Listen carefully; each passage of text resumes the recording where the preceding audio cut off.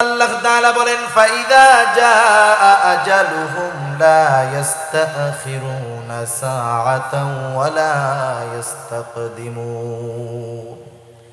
একেবারে যথাসময়ে আমাদের মেয়াদ যখন ফুরায় যাবে, মালাকুল মউত হাজির হবে।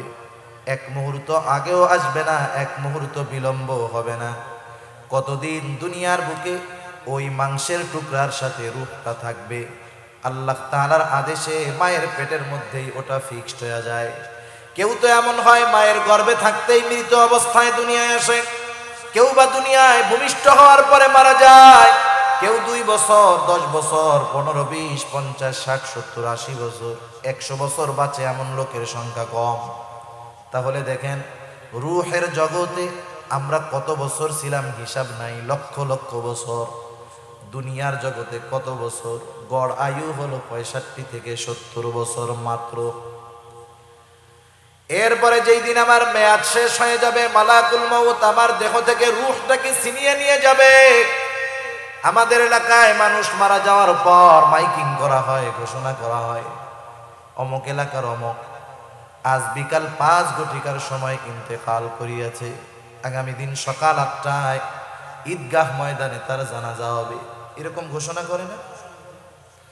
কি বলে? বলে ইন্তেকাল করিয়াছে। ইন্তেকাল শব্দের অর্থ হলো স্থানান্তরিত হওয়া। এক জায়গায় ছিল আর এক জায়গায় গেছে, তার মানে আব্দুর রহিম শেষ হয়ে যায় নাই। আব্দুর রহিম এতকাল দুনিয়ার জগতে ছিল, স্থানান্তরিত হয়ে নতুন এক জগতে পদার্পণ করেছে, যেই জগতের নাম হলো আলমে বারজাখ। কবর জগতে গেছে, নতুন এক জগতে গেছে। তোমাদের মধ্যে আপনাদের বাজারে দেখবেন এক বিল্ডিং এ অনেক দিন অগ্রণী ব্যাংক আছে। এইবার ব্যাংক ওই বিল্ডিং চেঞ্জ করে আরেক জায়গায় গেছে। এবার ওইখানে লেখা থাকে ব্যাংক স্থানান্তর করা হয়েছে। ব্যাংক চলে যায় নাই, স্থানান্তর করা হয়েছে। এখানে ছিল আরেক জায়গায় নেওয়া হয়েছে। আমরা ছিলাম দুনিয়ার জগতে, যেতে হবে নতুন এক জগতে, এটার নাম হলো আলমে বারজাখ, সোজা কথায় কবর জগৎ। ওইখানে আমাদের কতদিন থাকতে হবে বলেন তো? হিসাব আছে নাকি? হয়তো লক্ষ লক্ষ বছর পার হয়ে যাবে, এরপরেও কবর জগতের একদিন অবসান ঘটবে, কবর জগৎ একদিন শেষ হয়ে যাবে। নতুন এক জগতের দিকে আমাদেরকে রওনা হতে হবে। আল্লাহ তাআলা কোরআনুল কারীমের মধ্যে বলেন ওয়ানুফিখা ফিস সূরি فصعق من في السماوات ومن في الأرض ثم نفخ فيه أخرى فإذا هم قيام ينظرون وخلق الإنسان وكرمه وعلمه من البيان ما لم يعلم فسبحان الذي لا يحصى امتنانه باللسان ولا بالقلم ونشهد أن لا إله إلا الله وحده لا شريك له ونشهد أن سيدنا وسندنا وحبيبنا وطبيبنا وأولانا ومولانا محمد صلى الله تعالى عليه وعلى آله وأصحابه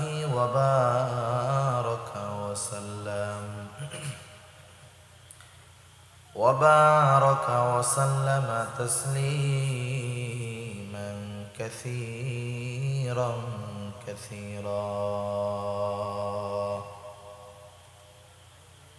أما بعد فأعوذ بالله من الشيطان الرجيم بسم الله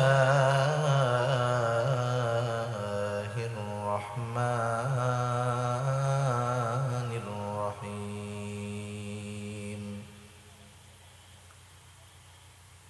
يا أيها الذين الذين آمنوا اصبروا وصابروا ورابطوا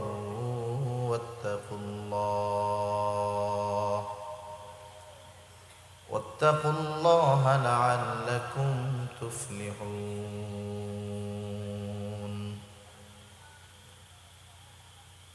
وقال تعالى: ولنبلونكم بشيء من الخوف والجوع ونقص من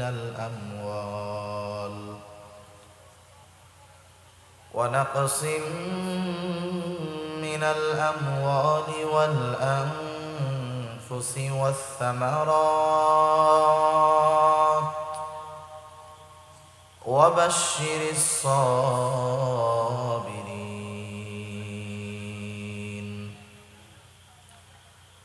الذين إذا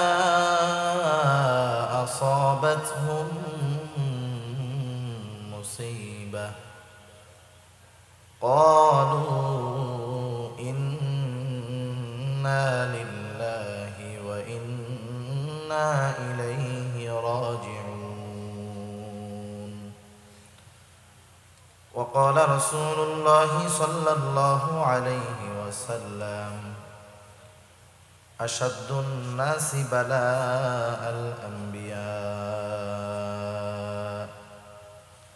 ثم الأمثال فالأمثال، أو كما قال النبي صلى الله عليه وسلم. صدق الله العلي العظيم وصدق رسوله النبي الكريم، ونحن على ذلك من الشاهدين والشاكرين، والحمد لله رب العالمين. سبحانك لا علم لنا إلا ما علمتنا إنك أنت العليم الحكيم। আমরা মুহাব্বতের সাথে দুরূদ শরীফ পাঠ করি। اللهم صل على محمد وعلى آل محمد كما صليت على إبراهيم وعلى آل إبراهيم إنك حميد مجيد. اللهم بارك على محمد وعلى آل محمد كما باركت على إبراهيم وعلى آل إبراهيم إنك حميد مجيد. بلغ العلا بكماله كشف الدجى بجماله حسنت جميع خصاله صلوا عليه وآله. لا إله إلا الله لا إله إلا الله لا إله إلا الله لا إله إلا الله لا إله إلا الله لا إله إلا الله محمد رسول الله صلى الله عليه وسلم. الحمد لله। ঐতিহ্যবাহী চট্টগ্রাম জেলার অন্তর্গত ফটিকছড়ি থানাধীন রায়পুর ইসলাহুল উম্মাহ সংস্থার উদ্যোগে আয়োজিত 11তম ঐতিহাসিক তাফসীরুল কোরআন মাহফিলের সম্মানিত শ্রদ্ধেয় সভাপতি মণ্ডলী, আমন্ত্রিত প্রধান অতিথি, বিশেষ অতিথিবৃন্দ সহ সম্মানিত শ্রদ্ধেয় উলামায়ে কেরাম, সামনে উপস্থিত মুরব্বিয়ানে কেরাম, সমবয়সী যুবক বন্ধু, স্নেহের ছোট ভাই এবং পর্দার অন্তরালে অবস্থানরতা সম্মানিত শ্রদ্ধেয়া মা ও বোন, দয়াময় আল্লাহ রব্বুল আলমিনের দরবারে অগণিত শকর যে মহান মালিক আমাদের হায়াতে বরকত দিয়ে সুস্থ রেখে দীর্ঘ রাত পর্যন্ত ওলামা ইকরামের জবান থেকে বহুত গুরুত্বপূর্ণ কথা শ্রবণ করবার, আমাকেও আপনাদের খেদমতে কিছু দ্বীনি কথা পেশ করবার লক্ষ্যে যে মহান মালিক সুস্থ অবস্থায় এখানে আসার তৌফিক দিয়েছেন, সেই মহান মালিককে খুশি করার জন্য মোহব্বতের সাথে জবান খুলে অন্তর থেকে আমরা একবার কালিমাতুশ শুকর পাঠ করি, আলহামদুলিল্লাহ। অগণিত দুরূদ ও সালাম সৈয়দুল আম্বিয়া, আশরাফুল আম্বিয়া, খাতামুল আম্বিয়া, বিশ্বনবী, শেষ নবী, শ্রেষ্ঠ নবী মুহাম্মদুর রাসূলুল্লাহ সাল্লাল্লাহু আলাইহি ওয়াসাল্লামের প্রতি। আমি আপনাদের খেদমতে পবিত্র কোরআনুল কারীমের সূরা আলে ইমরানের সর্বশেষ আয়াত ও পবিত্র কোরআনুল কারীমের সর্ববৃহৎ সূরা বাকারা থেকে দুইটা আয়াত ও রাসূল আকরাম সাল্লাল্লাহু আলাইহি ওয়াসাল্লামের অগণিত হাদিস থেকে একটা হাদিস পাঠ করেছি। আল্লাহ সুবহানাহু ওয়া তাআলা সূরা আলে ইমরানের সর্বশেষ 200 নম্বর আয়াতে আমাদেরকে সফল মুমিন হতে বলেছেন। সফল মুমিন। কোরআনুল কারীমের অন্যতম একটি বৈশিষ্ট্য হলো কোরআনুল কারীমের মধ্যে আল্লাহ সুবহানাহু ওয়া তাআলা শুধু আদেশ করেন তা নয়, বরং যেই আদেশটা করেন সেই কর্মটা কিভাবে বাস্তবায়ন করতে হবে আল্লাহ তাআলা এটাও আমাদেরকে জানায় দেন। সুবহানাল্লাহ। এটা আল্লাহ সুবহানাহু ওয়া তাআলার বড় ইহসান আমাদের প্রতি, দয়া আমাদের প্রতি। যেমন আল্লাহ তাআলা মুত্তাকি হতে বলেছেন কোরআনুল কারীমের মধ্যে। এখন মুত্তাকি কিভাবে হব আল্লাহ তাআলা কোরআনুল কারীমে জানিয়ে দিয়েছেন। যেমন ইয়া আইয়ুহাল্লাযীনা আমানুত্তাকুল্লাহ ওয়া কুনু মা'আস সাদিকিন। আল্লাহ তাআলা বলতেছেন, হে ঈমানদারেরা, আল্লাহ তাআলাকে ভয় করো। প্রশ্ন যদি করি আল্লাহ তাআলা ভয় কিভাবে করব, তাকওয়া কিভাবে অর্জন করব, আল্লাহ তাআলাই বলেন কুনু মা'আস সাদিকিন, তোমরা সত্যবাদীদের সঙ্গী হয়ে যাও। আবার আল্লাহ তাআলা আরেক জায়গায় বলেন ইয়া আইয়ুহাল্লাযীনা আমানুত্তাকুল্লাহ।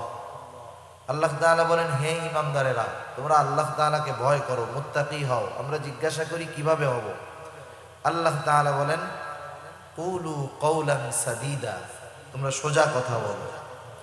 এরকম ভাবে আল্লাহ তাআলা আদেশ যেটা করেন সাথে সাথে সেই আদেশ বাস্তবায়নের পদ্ধতিও আল্লাহ তাআলা কোরআনুল কারীমের মধ্যে জানায় দেন।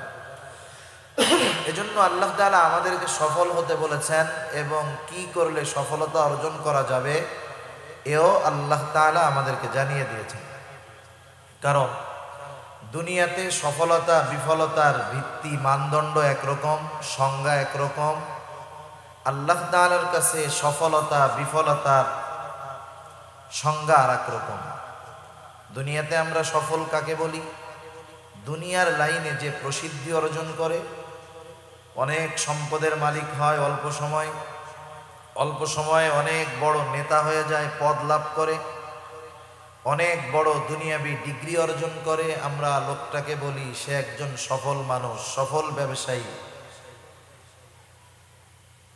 কিন্তু আল্লাহ সুবহানাহু ওয়া তাআলার কাছে দুনিয়াবি এই সফলতা অর্জন করলেই আসল সফল হওয়া যায় না। কারণ দুনিয়া সম্পৃক্ত যেই সফলতা, এটা চোখ বন্ধ হওয়ার সাথে সাথে সেটা শেষ। একজন বড় ডিগ্রি লাভ করলো, ডক্টরেট শেষ করলো, পিএইচডি করলো, বলেন তো মৃত্যুবরণ করার সাথে সাথে তার এই ডক্টরেট ডিগ্রির কোনো দাম আছে? কোনো দাম নাই।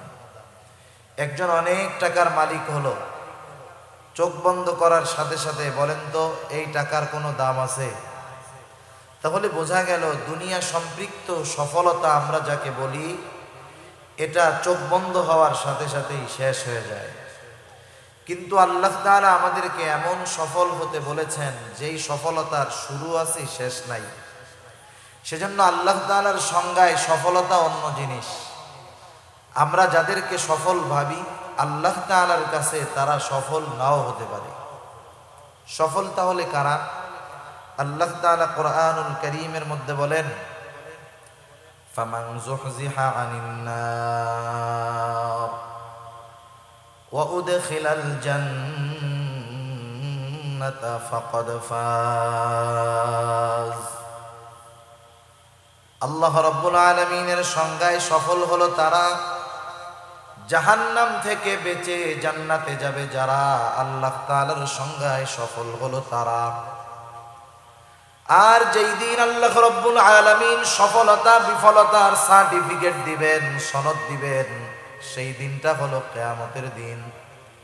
একটু আগেই আল্লাহ রাব্বুল আলামিন বলেন, ওয়া ইন্নামা তুওয়াফাউনা উজুরাকুম ইয়াওমাল কিয়ামাহ ফামান যুহজিহা আনিন নার ওয়া উদখিলাল জান্নাতা ফাকাদ ফাজ। আল্লাহ রাব্বুল আলামিন বলেন, ওয়া ইন্নামা তুওয়াফাউনা উজুরাকুম ইয়াওমাল কিয়ামাহ, কিয়ামতের দিন প্রত্যেককে পরিপূর্ণ প্রতিদান দেওয়া হবে। কিসের প্রতিদান? দুনিয়ায় কে কেমন আমল করেছে তার প্রতিদান। যেমন আমাদের দুনিয়ার মধ্যে স্কুল, কলেজ, ভার্সিটি, মাদ্রাসার মধ্যে পরীক্ষা হয় কি হয় না? অবশ্যই পরীক্ষা আগে, ফলাফল তারপরে। অনুরূপভাবে কিয়ামতের দিবসটা হলো ফলাফল ঘোষণার জায়গা, পরীক্ষার জায়গা নয়। তাহলে পরীক্ষার জায়গা কোথায়? পরীক্ষার জায়গা হলো এই দুনিয়া। দুনিয়া হলো পরীক্ষার হল, আর পরকাল হলো ফলাফলের দিবস, প্রতিদান দিবস। পরীক্ষার হলে সময় কম। একজন পরীক্ষার হলে ঢুকলে একটা বিষয়ে কয় ঘন্টা সময়? সর্বোচ্চ 3 ঘন্টা সময়, ঠিক না?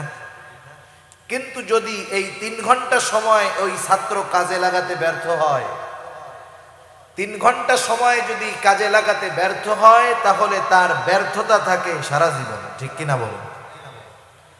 আবার কোন ব্যক্তি যদি পরীক্ষার হলের অল্প সময় কাজে লাগাতে পারে, তাহলে তার সফলতা হয় দীর্ঘদিন ব্যাপী, অনেক দিন ব্যাপী। এই জন্য দুনিয়া হলো পরীক্ষার জায়গা।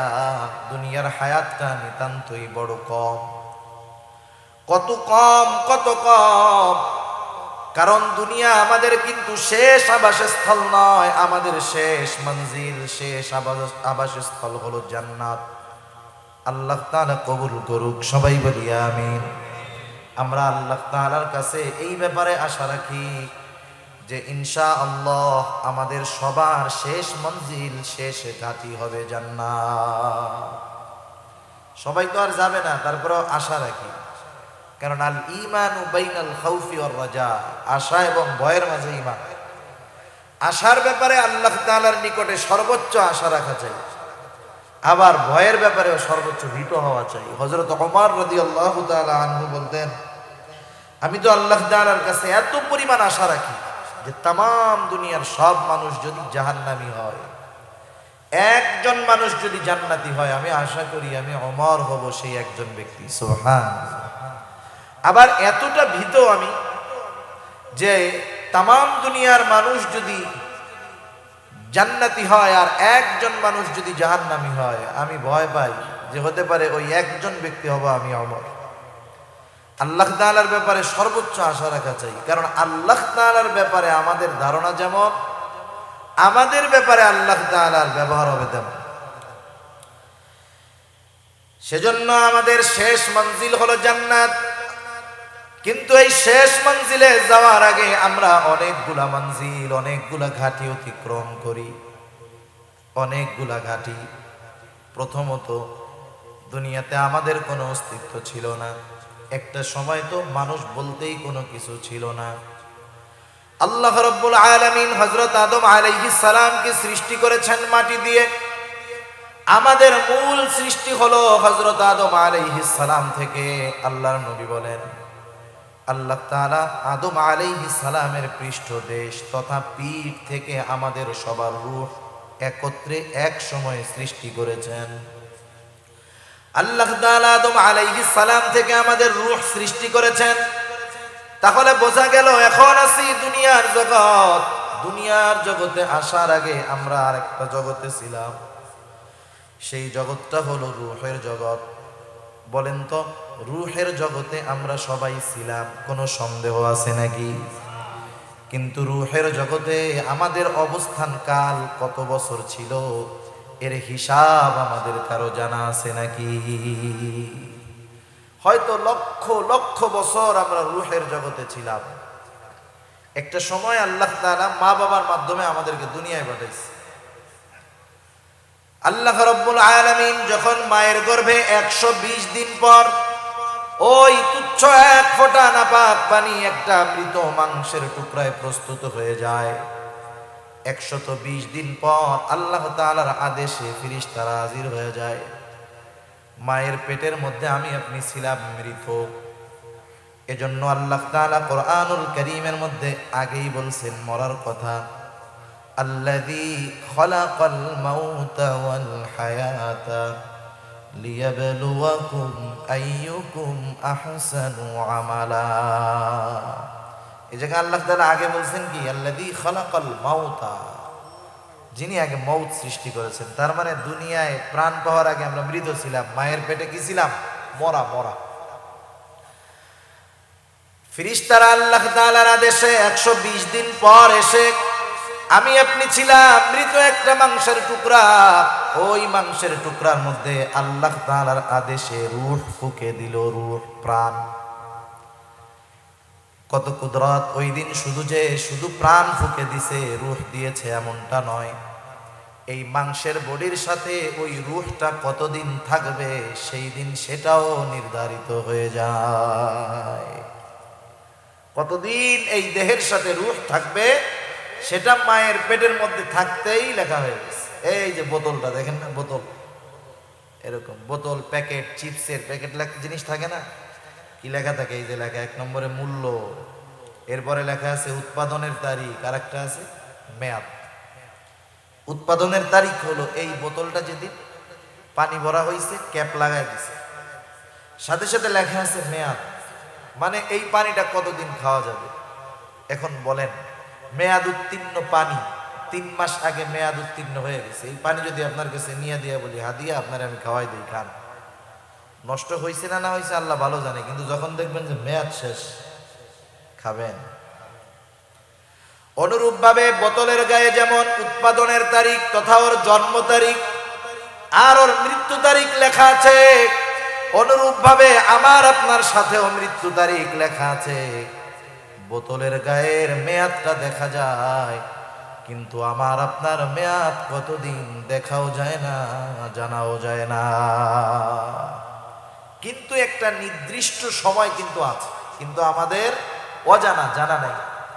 ওই সময়টা যখন আসবে, নির্দিষ্ট সময়টা যখন হাজির হবে, 1 মুহূর্ত বেশি আমি দুনিয়ায় থাকতে পারবো না, 1 মুহূর্ত আগেও মালাকুল মউত আমার কাছে আসবে না। শুধু তাই না, আমরা মনে করি মানুষ মৃত্যুর কারণ হলো সুস্থতা অসুস্থতা, বিষয়টা এমন না। সমাজে তো অনেক মানুষ দেখা যায় 30 বছর ধরে ঘরে পড়ে আছে, কথাও বলতে পারে না, বিছানায় প্রস্রাব পায়খানা, ভারী খাবারও খায় না, শুধু স্যালাইন পানি খেয়ে বেঁচে আছে 30 বছর। আছে না এরকম? অনেক আছে। আবার একজন সুস্থ মানুষ রাতের বেলায় সুস্থ অবস্থায় ঘুমাতে গেছে, ঘুম থেকে আর জাগে নাই, শেষ। সেজন্য আল্লাহ তাআলা বলেন, ফাইদা জাআ আজালুহুম লা ইস্তাখিরুনা সাআতাও ওয়া লা ইস্তাকদিমুন। একেবারে যথা সময়ে আমাদের মেয়াদ যখন ফুরায় যাবে, মালাকুল মউত হাজির হবে। 1 মুহূর্ত আগেও আসবে না, 1 মুহূর্ত বিলম্ব হবে না। কতদিন দুনিয়ার বুকে ওই মাংসের টুকরার সাথে রূহটা থাকবে, আল্লাহ তাআলার আদেশে মায়ের পেটের মধ্যেই ওটা ফিক্সড হয়ে যায়। কেউ তো এমন হয় মায়ের গর্ভে থাকতেই মৃত অবস্থায় দুনিয়ায় আসে, কেউ বা দুনিয়ায় ভূমিষ্ঠ হওয়ার পরে মারা যায়, কেউ 2 বছর, 10 বছর, 15, 20, 50, 60, 70, 80 বছর, 100 বছর বাঁচে এমন লোকের সংখ্যা কম। তাহলে দেখেন রূহের জগতে আমরা কত বছর ছিলাম হিসাব নাই, লক্ষ লক্ষ বছর। দুনিয়ার জগতে কত বছর? গড় আয়ু হলো 65 থেকে 70 বছর মাত্র। এরপরে যেই দিন আমার মেয়াদ শেষ হয়ে যাবে, মালাকুল মউত আমার দেহ থেকে রূহটাকে ছিনিয়ে নিয়ে যাবে। আমাদের এলাকায় মানুষ মারা যাওয়ার পর মাইকিং করা হয়, ঘোষণা করা হয়, অমুক এলাকার অমুক আজ বিকাল 5 ঘটিকার সময় ইন্তেকাল করিয়াছে। আগামী দিন সকাল 8টায় ঈদগাহ ময়দানে তার জানাজা হবে। এরকম ঘোষণা করে না? কি বলে? বলে ইন্তেকাল করিয়াছে। ইন্তেকাল শব্দের অর্থ হলো স্থানান্তরিত হওয়া। এক জায়গায় ছিল আর এক জায়গায় গেছে, তার মানে আব্দুর রহিম শেষ হয়ে যায় নাই। আব্দুর রহিম এতকাল দুনিয়ার জগতে ছিল, স্থানান্তরিত হয়ে নতুন এক জগতে পদার্পণ করেছে, যেই জগতের নাম হলো আলমে বারজাখ। কবর জগতে গেছে, নতুন এক জগতে গেছে। মাঝে মধ্যে আপনাদের বাজারে দেখবেন এক বিল্ডিং এ অনেক দিন অগ্রণী ব্যাংক আছে, এইবার ব্যাংক ওই বিল্ডিং চেঞ্জ করে আর এক জায়গায় গেছে। এবার ওইখানে লেখা থাকে ব্যাংক স্থানান্তর করা হয়েছে। ব্যাংক চলে যায় নাই, স্থানান্তর করা হয়েছে। এখানে ছিল আর এক জায়গায় নেওয়া হয়েছে। আমরা ছিলাম দুনিয়ার জগতে, যেতে হবে নতুন এক জগতে, এটার নাম হলো আলমে বারজাখ, সোজা কথায় কবর জগৎ। ওইখানে আমাদের কতদিন থাকতে হবে বলেন তো? হিসাব আছে নাকি? হয়তো লক্ষ লক্ষ বছর পার হয়ে যাবে, এরপরেও কবর জগতের একদিন অবসান ঘটবে, কবর জগৎ একদিন শেষ হয়ে যাবে। নতুন এক জগতের দিকে আমাদেরকে রওনা হতে হবে। আল্লাহ তাআলা কোরআনুল কারীমের মধ্যে বলেন, ওয়ানুফিখা ফিস সূরি ফাসাইকা মান ফিস সামাওয়াতি ওয়া মান ফিল আরদ সুম্মা নুফিখা ফীহি উখরা ফাইযা হুম কিয়ামুন ইয়ানদুরুন। আল্লাহ রাব্বুল আলামিনের আদেশে ইসরাফিল আলাইহিস সালাম সিংহায় ফুৎকার দিবে। প্রথমবার সিংহায় ফুৎকার দেওয়ার পর এত আওয়াজ হবে, ফাসাইকা মান ফিস সামাওয়াতি ওয়া মান ফিল আরদ, আসমান জমিন এই দুইটার মাঝে যা আছে সব অজ্ঞান হয়ে যাবে, মৃত্যু ঘটে যাবে তাদের। এরপরে দীর্ঘকাল পর আল্লাহ তাআলার আদেশে ইসরাফিল আলাইহিস সালাম আরেকটা সিংহায় ফুৎকার দিবে। আল্লাহ তাআলা বলেন, সুম্মা নুফিখা ফীহি উখরা ফাইযা হুম কিয়ামুন ইয়ানদুরুন। অতঃপর যখন দ্বিতীয় ফুৎকার দেওয়া হবে, মানুষেরা যে যেখানে মৃত্যুবরণ করেছিল, যাকে যেখানে দাফন করা হয়েছিল, প্রত্যেকে প্রত্যেকের অবস্থান থেকে উঠে দাঁড়িয়ে যাবে। সুবহানাল্লাহ। আর এদিকে ওদিকে তাকায় দেখবে কি হইতেছে, এগুলা কি হচ্ছে। এগুলা কিয়ামতের দিন যখন মানুষেরা দেখবে জমিন তার অভ্যন্তরে যা ছিল সব উগরায়া দিচ্ছে। মুফাসসিরিনে কেরাম বলেন এগুলো মানুষের দেহ, কোন কোন মুফাসসির বলেন এগুলা হলো স্বর্ণের খনি টনি সব। আর ওরা দেখবে, হায় রে, তারা বলবে ক্বালাল ইনসানু মা লাহা, কি হইতেছে এগুলা? এগুলার জন্যই তো দুনিয়াতে সব কিছু করছিলাম, আল্লাহর অবাধ্য হয়েছিলাম, নাফরমানি করেছিলাম, কি হইতেছে এগুলা? মানুষ অবাক হয়ে যায়। আল্লাহ তাআলা কোরআনুল কারীমের মধ্যে আরেক জায়গায় বলেন, মানুষেরা যখন কিয়ামতের দিন উঠবে, শুধু তাই না, আল্লাহ রাব্বুল আলামিন তাদের রবের দিকে তারা ছুটতে থাকবে। নতুন এক জগতে পদার্পণ। ছিলাম আলমে বারজাখ, এখন উঠে গেলাম হাসরের ময়দানে। এটাও মনে করেন একটা মঞ্জিল। এই মঞ্জিলের বিশালতা কত বড়! আল্লাহ রাব্বুল আলামিন কোরআনুল কারীমের মধ্যে বলেন, ইয়াউমান কানা মিকদারুহু 50 আলফা সানা। কিয়ামতের এক একটা দিনের মেয়াদ দুনিয়ার 50,000 বছরের সমান। একটা সময় বিচার আচার হবে, মানুষেরা প্রথমে তো দুই ভাগে ভাগ হবে। আল্লাহ তাআলা বলেন, ফারিকুন ফিল জান্নাহ ওয়া ফারিকুন ফিস সাঈর। একটা দল জান্নাতি আর একটা দল জাহান্নামী। জান্নাতের মধ্যে থাকবে দুই অবস্থা, একদল থাকবে বেঈমান, তারা অনন্তকাল জাহান্নামী। আর এক দল থাকবে ইমানদার, তবে গুনাহগার, নাফরমান। এই মানুষগুলা পাপের শাস্তি ভোগ করার পর ঈমানের কারণে তারাও জান্নাতে প্রবেশ করবে। এইবার যারা জান্নাতি, অনন্তকাল জান্নাতি। এইবার যারা জাহান্নামী, অনন্তকাল জাহান্নামী। এই জান্নাতি, এদের অবস্থান জান্নাতে শুরু হবে, শেষ হবে না। জাহান্নামে যারা অবস্থান করবে অনন্তকাল অবস্থান করবে, সময় শেষ হবে না। এই যে মঞ্জিলগুলা গেল, কথা বুঝতেছেন আপনারা? সজাগ আছেন তো? এই যে মঞ্জিলগুলা গেল, রূহের জগৎ, দুনিয়ার জগৎ, কবর জগৎ, কিয়ামত দিবস, জান্নাত অথবা জাহান্নাম, এই মঞ্জিলগুলা আমাদের অতিক্রম করা লাগবে। একটা করছি, সামনে আরো করতে হবে। বলেন তো সবচাইতে কম সময় কোন মঞ্জিলে থাকা হয়? একটু জোরে বলেন না, কোথায়? 60-70 বছর। পরীক্ষার হলের সময় কম না বেশি? একটা সাবজেক্ট পড়ে 2 বছর, পরীক্ষা দেয় 3 ঘন্টা।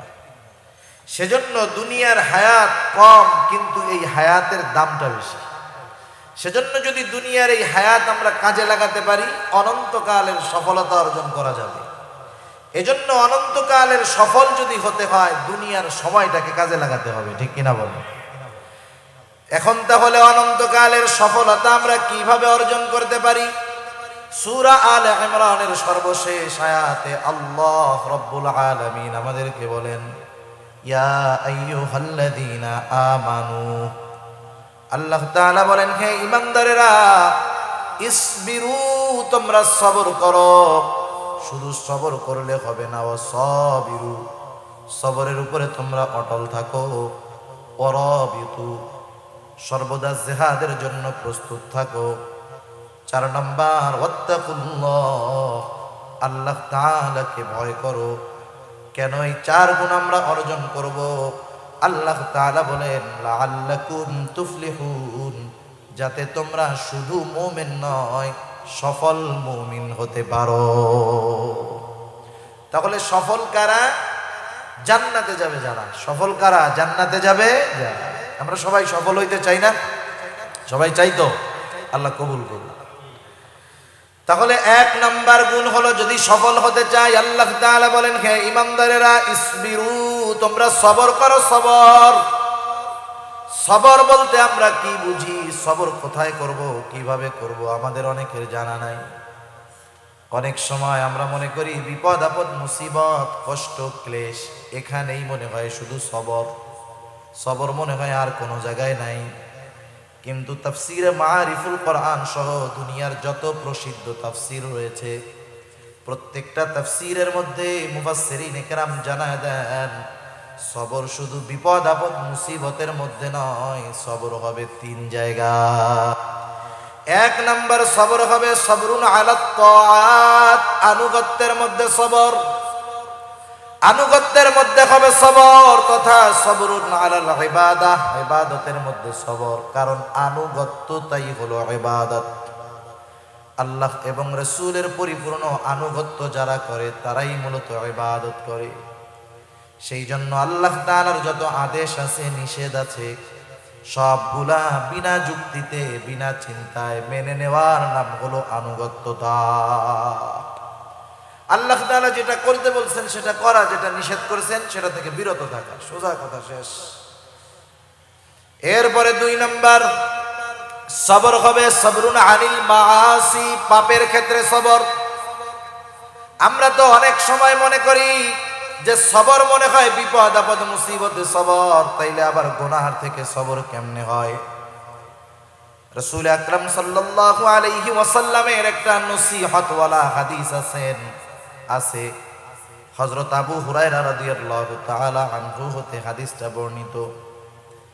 রাসূলুল্লাহ সাল্লাল্লাহু আলাইহি ওয়াসাল্লাম হযরত আবু হুরায়রা রাদিয়াল্লাহু তাআলা আনহুকে 5টা নসিহত করেছেন। ওই হাদিসের মধ্যে প্রথম আছে, ও আবু হুরায়রা, তুমি মানুষের মধ্যে সবচাইতে বড় আবেদ হতে পারবা কেমনে? আমরা তো মনে করি নামাজ যে বেশি পড়ে সে বড় আবেদ, তাহাজ্জুদ যে বেশি পড়ে সে বড় আবেদ, নফল কোনটা বাদ যায় না সে বড় আবেদ। কিন্তু নবীজি বেশি নামাজ পড়নেওয়ালা, তাহাজ্জুদ গুজারি, আওয়াবিন ইশরাক সব পড়ে, তাকে আবেদ বলেন নাই। নবীজি বললেন, ও আবু হুরায়রা, ইত্তাকিল মাহারিমা তাকুন আবাদান নাস।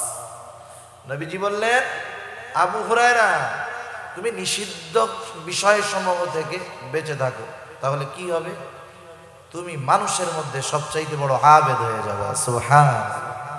তাহলে দেখেন, ইবাদতের মাধ্যমে আবেদ হয় না, গুনাহ ত্যাগ করার মাধ্যমে আবেদ হয়, ঠিক কিনা বলেন? এজন্য দেখবেন যখন আমরা কোনো আল্লাহওয়ালার কাছে যাই, ওনারা ইবাদত করার চাইতে গুনাহ ছাড়ার ব্যাপারে আগে গুরুত্ব দেন বেশি। রাসূল আকরাম সাল্লাল্লাহু আলাইহি ওয়াসাল্লাম একদিন ফজরের নামাজের সময় মসজিদে নববীর মধ্যে বসে আছেন, সব সাহাবারা নামাজের জন্য উপস্থিত। রাসূল আকরাম সাল্লাল্লাহু আলাইহি ওয়াসাল্লাম হঠাৎ করে বলতেছে, শোনো, এখন যেই ব্যক্তি দরজা দিয়ে প্রবেশ করবে সে জান্নাতি। নবীজির জবান দিয়ে বের হয়েছে সে জান্নাতি, কোনো সন্দেহ নাই। সবার নজর দরজার দিকে, কোন আল্লাহর বান্দা এখন দরজা দিয়ে ঢুকে সৌভাগ্যবান ব্যক্তি, সবাই দেখতে চায়। সবাই তাকায় দেখে এক আল্লাহর বান্দা ঢুকছে, ওযু করছে, বোঝা যায় এখনো দাড়ি ভেজা পানি পড়তেছে, বাম হাতের মধ্যে জুতা। আল্লাহর বান্দা ভেতরে ঢুকলেন, প্রথম দিন গেল, আবার পরের দিন আল্লাহর নবী বলতেছে, এখন যেই ব্যক্তি দরজা দিয়ে ঢুকবে সে জান্নাতি। সবার নজর দরজার দিকে, কে সেই সৌভাগ্যবান ব্যক্তি। এবার তাকায় দেখে বিগত দিন যেই ব্যক্তি দরজা দিয়ে ঢুকেছিল আজকেও সে ঢুকছে। আগের দিন যেমন ওযু করছে, দাড়ি থেকে পানি পড়তেছে, আজকেও দাড়ি থেকে পানি পড়ে। দ্বিতীয় দিন চলে গেল, তৃতীয় দিন আবার নবীজি বলতেছেন, শোনো, এখন যেই ব্যক্তি দরওয়াজা দিয়ে ঢুকবে সে জান্নাতি। সবার নজর আবার দরজার দিকে। তাকায় দেখে বিগত 2 দিন যেই ব্যক্তি ঢুকেছে, যেই অবস্থায় ছিল আজকেও সেই অবস্থা। দাড়ি দিয়ে পানি পড়তেছে, মানে মাত্র ওযু করছে একটু আগে, বাম হাতের মধ্যে জুতা, ঢুকছে। একটা বর্ণনায় ওই ব্যক্তির নাম আসছে, আর এক বর্ণনায় আসে নাই। মুসনাদে আহমদের মধ্যে আর এক বর্ণনায় আসছে, যেই ব্যক্তি ঢুকছে ওনার নাম হলো হযরতে সাদ রাদিয়াল্লাহু তাআলা। এক ব্যক্তির ব্যাপারে যখন বিশ্বনবীজির পর পর 3 দিন একই ঘোষণা, এই লোকটা জান্নাতি, কোনো সন্দেহ নেই, ঠিক কিনা বলেন? একজন সাহাবী আব্দুল্লাহ ইবনে আমর ইবনুল আস রাদিয়াল্লাহু তাআলা, উনি চিন্তা করলেন কোন স্পেশাল আমলের কারণে নবীজি পর পর 3 দিন তার ব্যাপারে এমন ঘোষণা দিলেন। নবীজি তো নিজে দেন নাই, নিশ্চয়ই আসমানের মালিকের পক্ষ থেকে ইশারা আছে। এবার উনি যায় বলতেছে, ভাই, আমি তোমার বাড়িতে একটু 3 দিন মুসাফির হিসাবে থাকতে চাই, মেহমান হিসাবে থাকতে চাই, আমাকে তুমি 3 দিন তোমার বাড়িতে রাখবা নাকি? সারাদিন থাকবো না, খাবার দাবারও খাওয়া লাগবে না, শুধুমাত্র রাত্রি যাপন করব, তোমার বাড়িতে রাখবা নাকি? কোনো অসুবিধা নাই, থাকেন। আগের আমলে মেহমানদারিটা সহজ ছিল, ঝামেলা ছিল না। এখন আমি যদি এক জায়গার মেহমান হই, আমি চিন্তা করি আমারে 5 পদের না খাওয়াইলে বদনাম, ঠিক না? আগের আমলে এমন হইতো, একজন গেছে এক বাড়িতে মেহমান হইয়া, বাড়ি কিছুই নাই, কিছুই নাই, মেহমান গেছে ফেরাইয়া দেয় নাই।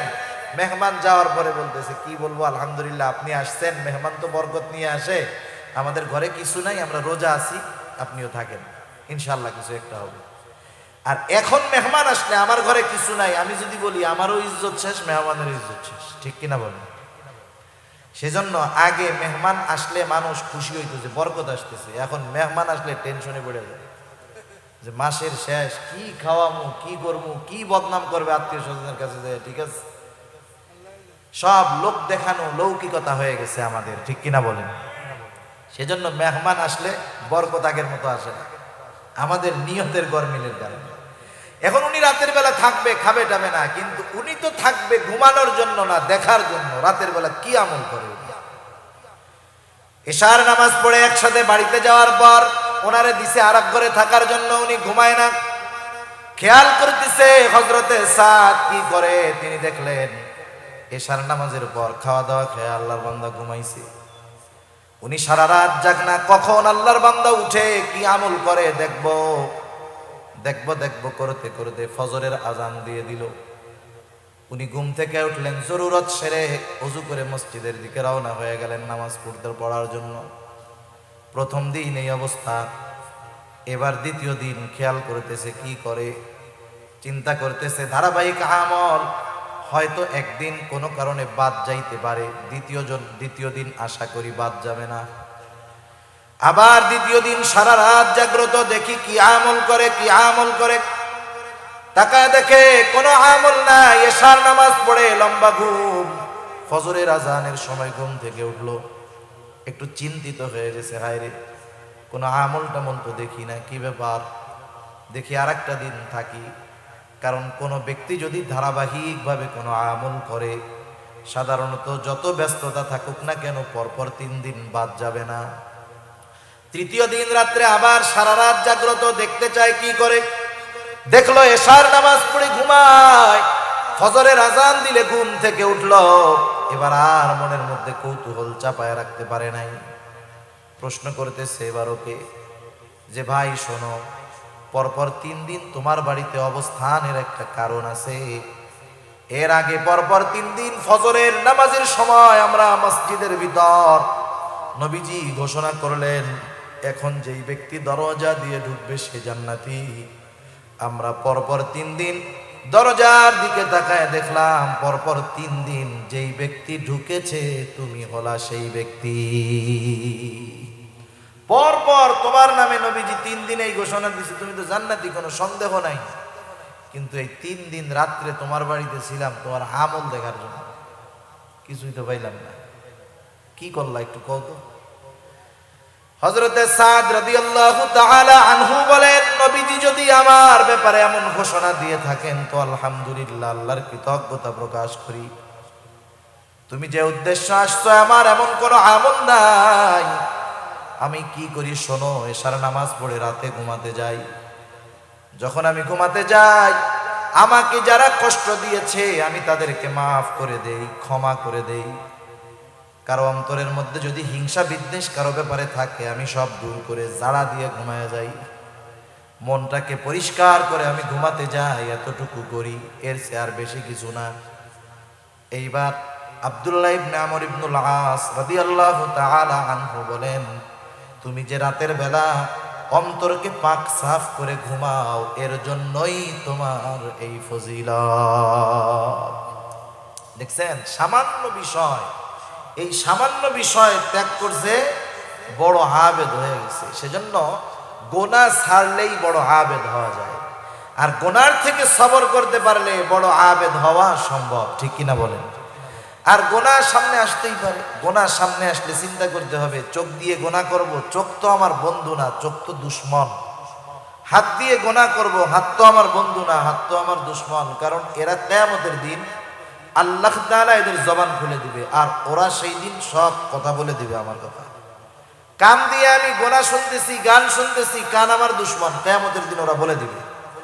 আমি যখন প্রত্যেকটা গোনাহ সামনে আসলে এই চিন্তাটা শুধু করব যে আমার আল্লাহ দেখতেছে, 2 কাঁধের ফেরেশতা দেখতেছে, যা কথা বলতেছি আর এক ফেরেশতা রেকর্ড করতেছে। এই হাত পা অঙ্গ প্রত্যঙ্গগুলো আমার গোনার সাক্ষী হচ্ছে, জমিন সাক্ষী হচ্ছে, সময় সাক্ষী হচ্ছে। কোথায় যাব আমি? এই চিন্তা বারবার বারবার করলে এক সময় গোনাহ করার সময় চিন্তা আসবে যে না, এটা আর করা যাবে না। যে গোনাহ আমি করতেছি, যেটা দেখতেছি, আমি একা দেখি না, এই ফেরেশতারাও দেখে, ঠিক কিনা? আল্লাহ তাআলা দেখে। যা আমি শুনি এগুলো আল্লাহ তাআলা শোনেন, তাহলে আমি কোথায় যাব? কোনো জায়গায় আমার যাইয়া গুনাহ করার উপায় নাই। এই চিন্তা যখন ভেতরে আমি আস্তে আস্তে ঢুকাবো, তখন গুনার থেকে আমি সবর করতে পারবো, বেঁচে থাকতে পারবো। 3 নাম্বার সবর হলো সবরুন আলাল মাসায়েব, বিপদ আপদ মুসিবতের ক্ষেত্রে সবর। বিপদ আপদ মুসিবত দুনিয়াতে আসবে, এটা স্বাভাবিক, সেই কথাই আল্লাহ তাআলা জানায় দিলেন। আল্লাহ তাআলা বলেন, ওয়ালা নাবলুওয়ান্নাকুম বিশাইইম মিনাল খাউফি ওয়াল জু' ওয়া নাকসিম মিনাল আমওয়াল ওয়াল আনফুসি ওয়াস সামারাত। আল্লাহ রাব্বুল আলামিন 2টা তাকিদ যোগ করে বলেন, ওয়ালা নাবলুওয়ান্নাকুম, আমি অবশ্যই অবশ্যই তোমাদের পরীক্ষা নিব। আল্লাহ তাআলা কত মেহেরবান, কত দয়ালু, শুধু পরীক্ষা নিবেন এই ঘোষণা দিলেন না, পরীক্ষাগুলা কোন কোন পদ্ধতিতে হবে এই সাজেশনগুলাও আল্লাহ তাআলা জানায় দিলেন। সুবহানাল্লাহ বলেন।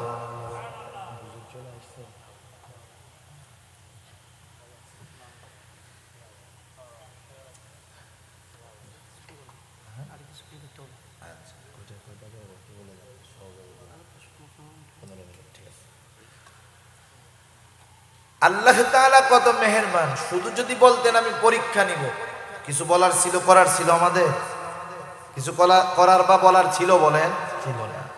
কিন্তু পরীক্ষাগুলা কিভাবে নেবেন আল্লাহ তাআলা বলে দিলেন। যেমন দেখেন, পরীক্ষার আগে ছাত্ররা ওস্তাদদের কাছে যায়, স্কুলেও যায়, মাদ্রাসায়ও যায়।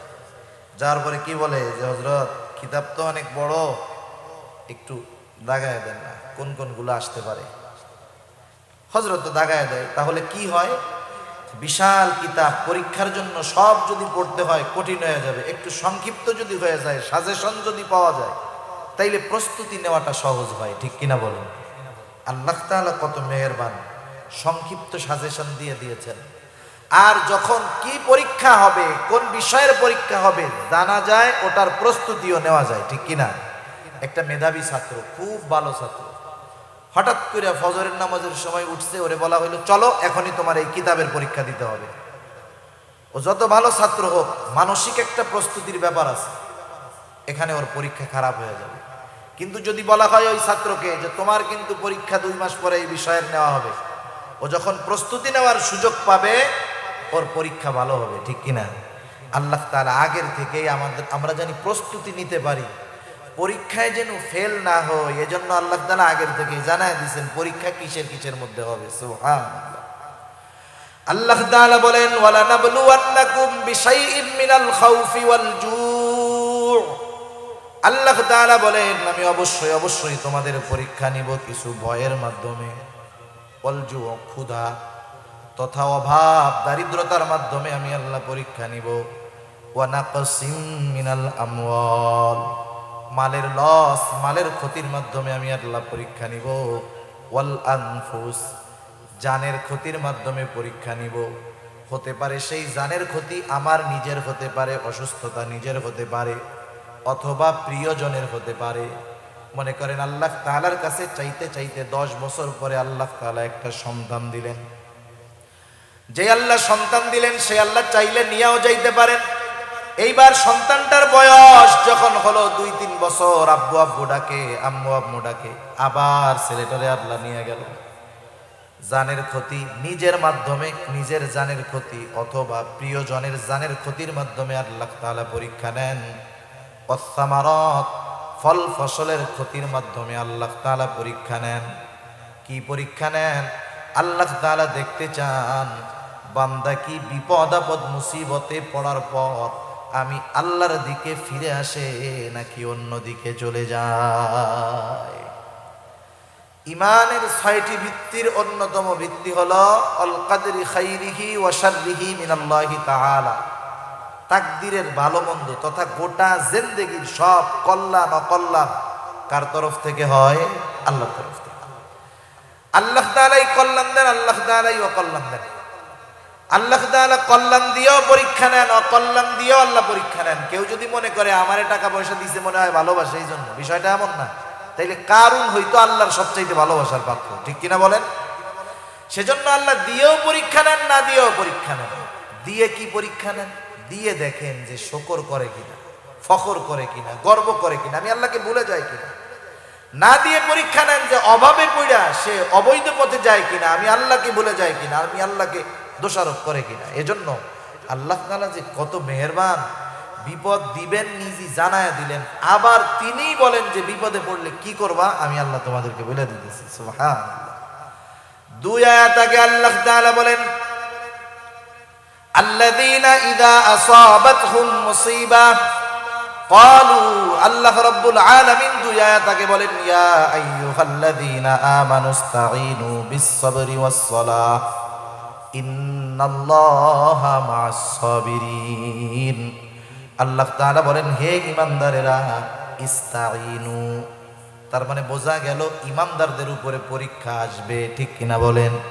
আল্লাহ তাআলা কিন্তু বলেন না ইয়া আইয়ুহান নাস, আল্লাহ তাআলা বলছেন ইয়া আইয়ুহাল্লাযীনা আমানু, হে ঈমানদারেরা। বিপদ আপদ মুসিবত আসবে, কি করব? আল্লাহ তাআলা বলেন ইস্তাঈনু, আমি আল্লাহ তাআলার কাছে সাহায্য চাও। কেমনে সাহায্য চাইবা? আল্লাহ তাআলা বলেন বিস-সাবরি ওয়াস-সালাহ, সবর এবং সালাতের মাধ্যমে সাহায্য চাও। বিপদ আপদ মুসিবতে সবর এবং সালাত, ধৈর্য এবং নামাজের মাধ্যমে আল্লাহর কাছে সাহায্য চায়, এই মুমিন কিন্তু সাধারণ মুমিন না। কারণ এর পরপরই আল্লাহ তাআলা বলেন, ইন্নাল্লাহা মা'আস সাবিরিন। প্রথমে ডাক দিয়েছেন মুমিন বলে, ডাক দেওয়ার সময় কি বলছে? ইয়া আইয়ুহাল্লাযীনা আমানু। এরপরে বলছে ইমানদারেরা সাহায্য চাও সবর এবং সালাতের মাধ্যমে।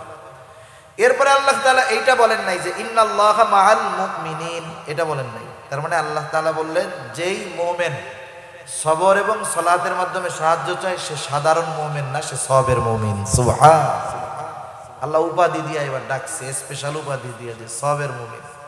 সেজন্য বিপদ আপদ আসবে, আসলে সাহায্য চাইতে হবে কার কাছে? এখন আমরা যে সবের মুমিন হইতে পারলাম কি পারলাম না, এর একটা প্রাথমিক পরিচয় আল্লাহ তাআলা দিয়ে দিয়েছেন। প্রত্যেকটা জিনিসের পরিচয় আছে না? মনে করেন রাস্তা দিয়ে চলতেছেন, কাদার মধ্যে মুরব্বীরা চলে আসছে, এরপরে কথা বলা বেয়াদবি, অল্প সময় কাদার মধ্যে চলতেছেন, হাঁটতেছেন, মাঝে মধ্যে পড়ে যায় না মানুষ? পড়ে গেলে কি কয়? কেউ কেউ ওরে বাপরে, ওরে মারে। কেউ কেউ যে যে দরবারের মহব্বত করে সেই দরবারের বাবার নাম ধরে ডাকে, ঠিক না? সব জায়গাতে সব কিছু বলা যায় না। অনেকে আবার কি বলে, ওরে মা, ওরে বাবা, গেছি রে। ওই যে কেউ কেউ আছে শিয়া টাইপের, ওরা কয় ইয়া আলী গেছি রে। আবার কেউ কেউ বলে ও আল্লাহ। সবাই কি ও আল্লাহ বলে নাকি? আপনাদের ছোট ছোট বাচ্চা আছে, 2-3 বছরের বাচ্চা, 2 বছরের বাচ্চা, আপনি ওর বাপ, আপনি ওরে নিয়ে দোকানে গেছেন, বাড়ির বাইরে গেছেন। এই বাচ্চা যদি আপনার কোলেই কান্না শুরু করে, বলেন তো কাকে আগে ডাকবে? মা মা মা। ওই বাচ্চা যদি মার কোলে কান্না করে তাও আগে ডাকে মা, কারণ মার সাথে তার অন্তরের এমন এক কানেকশন, ও কষ্ট পাইলেই মা করে ডাকা শুরু করে, কারণ তার অন্তরের সবচাইতে কাছে তখন থাকে মা। আর স্বাভাবিক বিষয়টা এমন, মানুষ যখন বিপদ আপদ মুসিবত কষ্ট ক্লেশের মধ্যে পড়ে, সর্বপ্রথম তার কথাই স্মরণ হয়, তাকেই মনে হয় যাকে সে সবচাইতে বেশি ভালোবাসে। এজন্য আল্লাহ রাব্বুল আলামিন বলেন, ওয়ালা নাবলুওয়ান্নাকুম বিশাইইম মিনাল খাউফি ওয়াল জু' ওয়া নাকসিম মিনাল আমওয়ালি ওয়াল আনফুসি ওয়াত থামারাত ওয়া বাশশিরিস সাবিরিন। পরীক্ষা নিব আমি ওইগুলার মাধ্যমে, আর আপনি সুসংবাদ জানায় দেন যেই মানুষগুলা সবের, বিপদ আপদ মুসিবতে আল্লাহ তাআলার কাছে ওই 2 পদ্ধতি অবলম্বন যারা করে তারাই সবের। আল্লাহ তাআলা বলেন বাশশিরিস সাবিরিন, ধৈর্যশীলদেরকে আপনি সুসংবাদ জানায় দেন। এরপরে আল্লাহ তাআলা একটু পরিচয় দিচ্ছে ধৈর্যশীল কারা। আল্লাহ তাআলা বলেন সুসংবাদ জানায় দেন ওই সমস্ত ধৈর্যশীলদেরকে যারা আল্লাযীনা ইযা আসাবাতুহুম মুসিবা ক্বালু ইন্না লিল্লাহি ওয়া ইন্না ইলাইহি রাজিউন। তাদের উপরে যখন কোনো বিপদ আপদ মুসিবত আসে, আল্লাযীনা ইযা আসাবাতুহুম মুসিবা, বিপদ আপদ মুসিবত আসলে কি করে? তারা বলে ইন্না লিল্লাহ, নিশ্চয়ই আমরা কার জন্য? আবার তার কাছেই আমরা ফিরে যাব। আমাদের গ্রাম অঞ্চলের মানুষ অনেকে বুঝে না। মনে করেন কেউ যদি জুতা হারাইছে বা একটু কষ্ট হয়েছে, ও যদি একটু জোরে বলে ইন্না লিল্লাহ, কানে কানে আইসা বলি কাকা মরছে কেনা, ওরা মনে করে যে মানুষ মরলেই মনে হয় শুধু এই দোয়াটা পড়তে হয়। না না, এটা সব বিপদ আপদ, ছোট বড় সব বিপদে এটা পড়তে হবে। একটা হাদিস বলে শেষ করে দেব। সহিহ মুসলিমের মধ্যে আসছে, রাসূল আকরাম সাল্লাল্লাহু আলাইহি ওয়াসাল্লাম একটা দোয়া আমাদেরকে শিখাইয়া দিয়েছেন। আজীব এক দোয়া। দোয়া তো আমরা কিছু হাদিস থেকে শিখি, কিছু কোরআন থেকে শিখি, কিছু দোয়া শুধু কোরআন থেকে, কিছু দোয়া শুধু হাদিস থেকে। এমন এক দোয়া নবীজি শিখাইয়া দিলেন, যার এক অংশ শিখাইয়া দিয়েছেন আল্লাহ, আর এক অংশ শিখিয়ে দিয়েছেন মুহাম্মদুর রাসূলুল্লাহ সাল্লাল্লাহু আলাইহি ওয়াসাল্লাম। রাসূল আকরাম সাল্লাল্লাহু আলাইহি ওয়াসাল্লাম বলেন, যখন কেউ বিপদ আপদ মুসিবতে পড়বে সে বলবে ইন্না লিল্লাহি ওয়া ইন্না ইলাইহি রাজিউন, নিশ্চয় আমরা আল্লাহর জন্যই, নিশ্চয় আমরা আবার তার দিকেই প্রবর্তন করব, ফিরে যাব। এতটুকু বলবে। এরপর পর বলবে আল্লাহুম্মা আজুরনি ফি মুসিবাতি ওয়া আখলিফ লি খায়রাম মিনহা। এর সাথে সাথে বলবে আল্লাহুম্মা আজুরনি ফি মুসিবাতি, আয় আল্লাহ আমি যেই বিপদে পড়েছি এই বিপদের প্রতিদান আমাকে দেন, এই বিপদ থেকে আমাকে উদ্ধার করেন। শুধু উদ্ধার করবেন, ছোটখাটো প্রতিদান দিবেন তা নয়। ওয়া আখলিফ লি খায়রাম মিনহা, এই মুসিবত এই বিপদের মাধ্যমে আমি যা হারিয়েছি তার চাইতে উত্তম আপনি আমাকে ফিরিয়ে দেন। নবীজি এরপরে বলেন যে এই দোয়াটা পড়বে বিপদ আপদ মুসিবতের সময়, সে বিপদের মাধ্যমে যা হারাইছে তার চাইতে উত্তমটা আল্লাহ তাআলা তাকে দিয়ে দিবে। সুবহান। তবে একটু শর্ত আছে। শর্ত হলো, আর এক হাদিসে আল্লাহ নবী বলেন সবর হলো বিপদের প্রথমে। কিন্তু আমরা সবর করি কোন সময়? যখন নিজেরা আর কুলায় পারি না, ঠিক না? মনে করেন আমি বাজারে যাইতেছি, একজন বাজারে যাচ্ছে, পকেটে 1000 টাকার নোট নিয়ে হঠাৎ করে রাস্তার মধ্যে পড়ে গেছে। বাজারে যেয়ে পকেট টকেট টুকায় দেখে টাকা নাই, কি করবে? দাঁড়ায় থাকবে না আসবে পিছনে?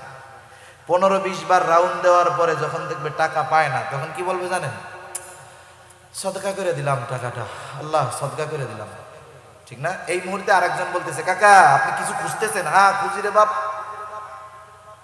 আমার 1000 টাকা হারিয়ে গেছে। এই তো 1000 টাকা। এখন বলেন এই লোক কি করবে? একটু আগে কি কইছি? সদকা করে দিলাম। এখন পিছন দিয়ে বলতেছি এই যে টাকা, এ লোক কি করবে বলেন তো? তখন আর আল্লাহকে সদকা করছিল এটা আর মনে থাকবে না। তা যাই হোক, বিপদ আপদ মুসিবত যখন একবারে আমরা যখন না পারি তখন আল্লাহর উপরে নিয়ে যাই। কিন্তু উচিত হলো প্রথম থেকেই আল্লাহর উপরে ভরসা করা, শরীয় সমর্থিত পন্থায় চেষ্টা করা। কিন্তু ওই চেষ্টা যে আমার সফলতা আনতে পারবে তা না, বরং সফলতা দিবেন কে? আল্লাহ তাআলা। যেমন 1 মিনিট আর শেষ করে দিই। হাসপাতালে যখন কোনো রুগী অসুস্থ থাকে, অনেক সময় আপনাদের কাছে আমাদের কাছে দোয়া চাই, বলে হুজুর আমার আব্বার অমুক দিন অপারেশন, একটু দোয়া করেন আল্লাহ তাআলা যেন অপারেশনটা সাকসেসফুল করে। অথবা রুগী ডাক্তার অপারেশন থিয়েটারে অপারেশন চলতেছে, দোয়া চাই কি কইরা? বলে যে একটু দোয়া করেন আল্লাহ যেন অপারেশনটা সাকসেস করে। বলেন তো, অপারেশন থিয়েটারে তো অপারেশন করতেছে ডাক্তার, আল্লাহ করতেছে অপারেশন? অপারেশন করে ডাক্তার, তার মানে ডাক্তার অপারেশন করে কিন্তু সাকসেস করতে পারে না। সাকসেস করে কে? আল্লাহ তাআলা। জীবনের বিপদ আপদ মুসিবতে এই একটা নিয়ম, আমি বৈধ পন্থায় চেষ্টা করব। আমার চেষ্টা আমাকে সফলতার শিখরে পৌঁছাতে পারবে না যদি আল্লাহ না পৌঁছায়। এই যে করোনা হইতেছে, মাস্ক, স্যানিটাইজার, টিকা, এগুলার উপরে আমার ভরসা না। এগুলো আমি নিব ঠিক আছে, কিন্তু আল্লাহ তাআলা যদি হেফাজত করে তাইলে বাঁচতে পারবো, নইলে বাঁচা সম্ভব না। আল্লাহ সুবহানাহু ওয়া তাআলা আমাদের সবাইকে এই 3টা জায়গায় সবর করার তৌফিক দান করুক। ইবাদতের মধ্যে, গুনার থেকে, বিপদ আপদ মুসিবতে, এবং আল্লাহ তাআলা আমাদের সবাইকে সাবিরিন বান্দাদের তালিকায় অন্তর্ভুক্ত হওয়ার তৌফিক দান করুক। সবাই বলি আমিন। ওয়া আখিরু দাওয়ানা আলহামদুলিল্লাহি রাব্বিল আলামিন। আসসালামু আলাইকুম ওয়া রাহমাতুল্লাহি ওয়া বারাকাতুহু।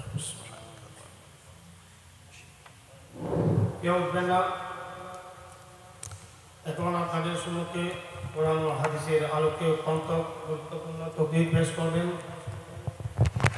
আল জামিয়াতুল ইসলামিয়া আলিপুর বালিয়া মাদ্রাসার সম্মানিত শেখুল হাদিস হযরতুল আল্লামা মাওলানা কুতুবউদ্দিন নানভুনী সাহেব দামাত বরকাতুল আলিয়া। সবার জন্য দোয়া হবে, দেশ বিদেশ